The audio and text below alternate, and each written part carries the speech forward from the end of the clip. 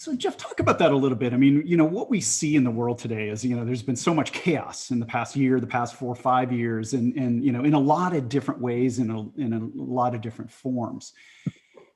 But all along, there are some people who sort of figure things out, and some who kind of don't, that tend to struggle more or longer, or never really figure things out. Is there a difference kind of between those two types of people, or those two types of organizations, the ones that figure things out and the ones that tend to struggle? Yeah.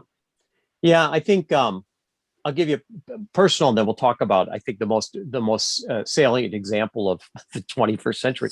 You meet people when COVID happened who wrote their next book, or built their next company, or finished The Basement, or whatever. And then you met people who went to a corner and binge watched a program for a year.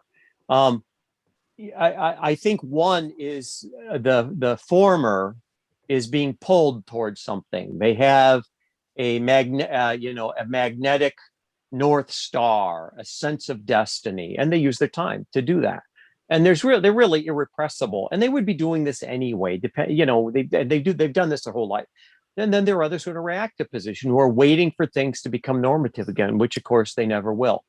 And my favorite example of this is watching the two responses to COVID. And it's no different on this side of the water than it is in England as well. You look at the numbers, they're very similar. You look at what our governments did. They went to planning, processes, and penalties. Complete failure. Did not take into account how people are. Didn't handle sort of the mechanisms of human behavior, human condition.